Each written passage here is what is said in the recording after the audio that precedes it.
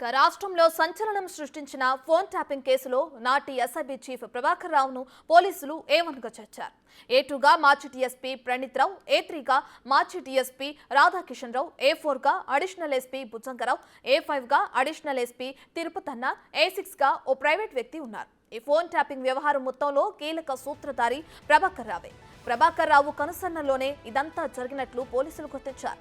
ప్రభాకర్ రావు ఆదేశాల మేరకే ట్యాపింగ్ పరికరాలను, హార్డ్ డిస్క్లను ప్రణీత్ రావు ధ్వంసం చేసినట్లు విచారణలో తేలింది. ప్రణీత్ రావు ధ్వంసం చేసిన హార్డ్ డిస్కులు, డివైస్లను స్వాధీనం చేసుకున్న పోలీసులు వాటిని రీట్రీవ్ చేసే ప్రయత్నాల్లో ఉన్నారు. హార్డ్ డిస్కులు రీట్రీవ్ అయితే కేసుకు సంబంధించి పూర్తి సమాచారం లభించనుంది.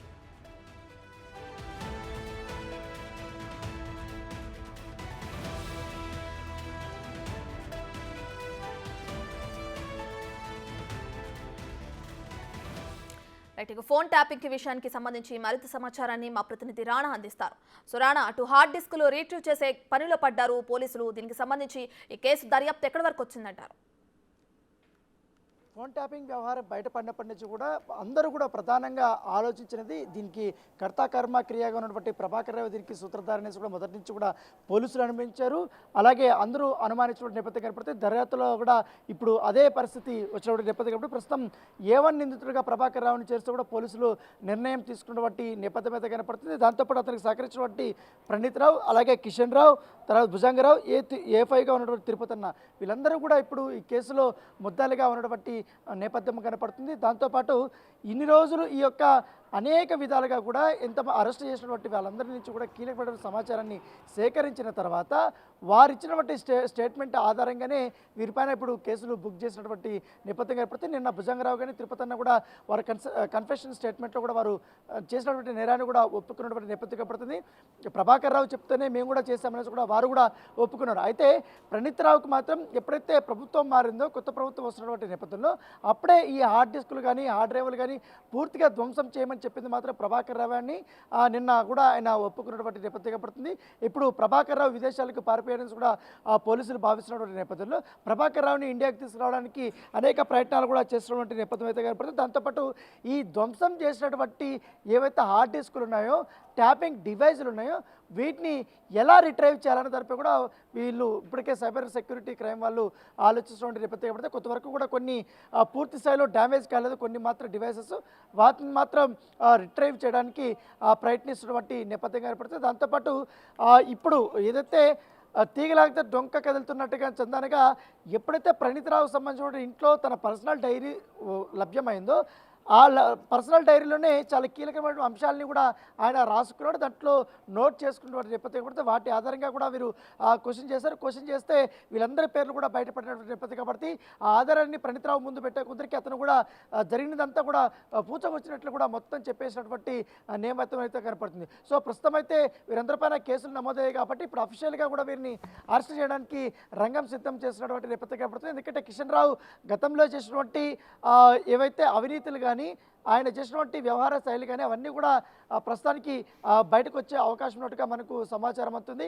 ఈ కేసులో ఆయన మెయిన్ పిల్లర్గానే ఉన్నటువంటి నేపథ్యం కాబట్టి ప్రభాకర్ రావు ప్రణీత్ రావుకి ఎన్ని ఆదేశాలు ఇచ్చారో కిషన్ రావు కూడా అదే స్థాయిలో కూడా ఆదేశాలు ఇచ్చి ఈ యొక్క ఇల్లీగల్ వ్యవహారాలన్నీ కూడా చేయమని చెప్పినట్టుగా మనకు తెలుస్తుంది. దాని తగ్గట్టుగానే వీరు ఒక టీం లాగా ఏర్పడి ఇన్ని రోజులు ట్యాపింగ్తో పాటు ఇవి ఏదైతే బలవంతపు వసూళ్లు కానీ బ్లాక్మెయిలింగ్ కానీ ఇవన్నీ కూడా చేసి కోట్లాది రూపాయలు కూడా కొల్లగొట్టారంటూ కూడా పోలీసులు విచారణలో తేలినటువంటి నేపథ్యం కనపడుతుంది. సో రేపటి నుంచి కూడా చాలా కీలకమైనటువంటి పరిణామాలు జరిగే అవకాశం ఉంది. ఎందుకంటే ఇప్పుడు భుజంగరావు కానీ తిరుపతన్న కానీ వీళ్ళకి ఆల్రెడీ రిమాండ్ ఖైదీలుగా చంచల్ కూడా జైలుకి వెళ్ళారు కాబట్టి మంగళవారం వీరి యొక్క కస్టడీ పిటిషన్ సంబంధించిన విషయంలో ఇది విచారణకి రాబోతుంది. వారికి ఎన్ని రోజులు కస్టడీకి ఇస్తారనేది కూడా ఆరో తెలియబోతుంది. ఒకవేళ కస్టడీకి కానీ ఇస్తే మాత్రం మరికొన్ని సంచలనమైన విషయాలు బయటపడే అవకాశం ఉంది. ఎందుకంటే 7 రోజుల పాటు ప్రణీత్ రావుని కస్టడీలోకి తీసుకున్న తర్వాత అనేక మంది పేర్లు చెప్పారు. వాళ్ళలో ఎవరైతే తిరుపతన్న కానీ, భుజంగరావు కానీ, కిషన్ రావు కానీ, ప్రభాకర్ రావు కానీ వీళ్ళందరి పేర్లు చెప్పారు, శ్రావణ్ కుమార్ పేరు వీళ్ళందరి పేర్లు చెప్పారు. కాబట్టి ఇప్పుడు వీళ్ళిద్దరిని ఇన్వాల్వ్ చేస్తే, వీళ్ళిద్దరిని క్వశ్చన్ చేస్తే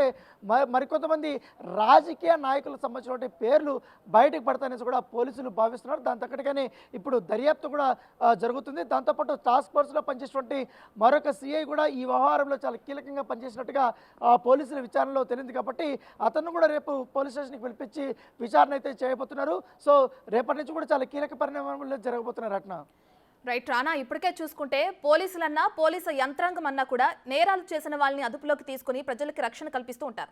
అట్లాంటిది ఎస్బీఐ చీఫ్గా ఉన్న ప్రభాకర్ రావు కనుసన్నల్లోనే ఈ ఫోన్ ట్యాపింగ్ వ్యవహారం అంతా నడిచిందని కూడా చెప్తున్నారు. అయితే ఇప్పటికే A1 నుంచి A6 వరకు చాలా మంది పేర్లను కూడా చేర్చారు.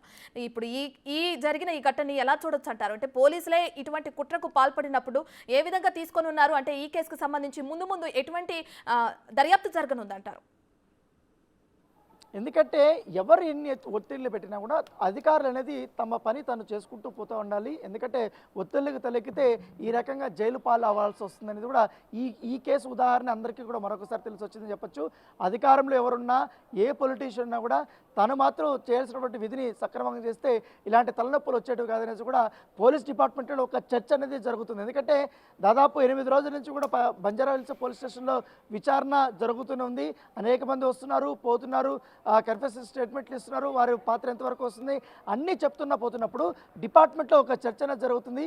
వీరెందుకు ఇంత ఇల్లీగల్ యాక్టివిటీస్ చేశారు, ఎందుకు సమాంతరంగా ఒక వ్యవస్థని తయారు చేసుకుని ఉన్నారు అనేది కూడా వారు క్వశ్చన్ చేసినటువంటి నేపథ్యం ఏర్పడుతుంది. కంపల్సరీ కూడా ఇదొక పోలీస్ ఆఫీసర్స్ ఎవరైనా కూడా దీన్ని ఒక ఎగ్జాంపుల్గా తీసుకొని ఎవరు కూడా తప్పులు చేయకూడదు అనేసి కూడా వారు ఆలోచిస్తున్న నేపథ్యం ఏర్పడుతుంది. అయితే ప్రభాకర్ రావు విషయంలో మాత్రం పూర్తిగా తనకు ఎస్ఐపిలో చీఫ్గా పోస్ట్ ఇచ్చినటువంటి నాయకులు ఎవరవుతున్నారో, రిఫర్ చేసినటువంటి నాయకులు ఎవరుతున్నారో వాళ్ళకి పూర్తి స్థాయిలో ఫేవర్ చేసే విధంగానే ఆయన పనిచేశారు. ఎక్కడ కూడా ప్రజల్ని రక్షిద్దామని కానీ, ప్రజల కోసం పనిచేద్దామని కానీ, లేకపోతే ప్రభుత్వానికి మంచి సమాచారాన్ని నిక్షిప్తం చేద్దామని కానీ, అలాగే సంఘ విద్రోహాల శక్తుల గురించి కానీ, అలాగే ఉగ్రవాదుల గురించి కానీ, ఏదైతే నక్సలైట్ల గురించి కానీ వీరి నుంచి కూడా కీలకమైనటువంటి సమాచారాన్ని అంతా ఎత్తుపెట్టాలని కానీ అవన్నీ చేయకుండా కేవలం రాజకీయ నాయకులు ఎక్కడికి వెళ్తున్నారు, ఏం చేస్తున్నారు, వారి డబ్బులు ఎక్కడ తీసుకెళ్తున్నారు, వీళ్ళు వచ్చి ఎవరు కలుస్తున్నారు, వాళ్ళతో ఎవరితో మాట్లాడుతున్నారు, వ్యాపారవేత్తలతో ఎందుకు మాట్లాడాల్సి వచ్చింది, వ్యాపారవేత్తలు వీళ్ళకి ఎందుకు డబ్బులు ఇస్తున్నారు అనేది పూర్తి స్థాయిలో కూడా వీరు నిఘా పెట్టినటువంటి నేపథ్యం ఏర్పడుతుంది. దీనిపైన ఇప్పుడు దాంతోపాటు నిఘా పెట్టడమే కాకుండా రికార్డ్ చేసినటువంటి మొత్తం డేటానంతా చెరిపేయడం, దీన్నే చాలా అతి తీవ్రంగానే వీరు పరిగణిస్తున్న నేపథ్యం ఏర్పడుతుంది. కొంతమంది వీళ్ళు రికార్డ్ చేసినటువంటి మొత్తం డేటానే కాకుండా ప్రభుత్వానికి సంబంధించినటువంటి డేటాను కూడా వీరు ధ్వంసం చేశారు. కాబట్టి ఇది చాలా తీవ్రంగానే పోలీసులు చూస్తున్నారు. దీనిపైన ఇప్పుడు కేసులు నమోదైనటువంటి నేపథ్యం కాబట్టి దీనికి ఎంతటికి ఎవరు పాత్రధారంటే చూస్తే ప్రభాకర్ రావు పేరు వచ్చిన నేపథ్యంలో ఆయన ఇంటికి వెళ్ళినప్పుడు సోదాలు చేసినప్పుడు ఆయన ఇంట్లో లేడు, వారి కుటుంబ సభ్యులు మాత్రం ఉన్నారు. అక్కడ వారు నోటీసులు అందించారు. ఇప్పటికే కిషన్ రావు కోసం కానీ ప్రభాకర్ రావు కోసం కానీ లుకౌట్ నోటీసులు జారీ చేశారు. కాబట్టి పోలీసులు దాంతకటిగా కూడా దర్యాప్తు చేస్తున్న నేపథ్యం ఏర్పడితే తొందరలో ఖచ్చితంగా కూడా ప్రభాకర్ రావుని ఇండియాకి తీసుకొస్తే మరికొన్ని పెద్ద పేర్లు బయటకు వచ్చే అవకాశం ఉంది. బీఆర్ఎస్ ఉన్నటువంటి కీలక నేతలు అరెస్టులు తథ్యం అనేసి కూడా ఇప్పుడు డిపార్ట్మెంట్లో వినిపిస్తున్నటువంటి నేపథ్యం కనబడుతుంది. Right, thank you Rana, thank you for the updates.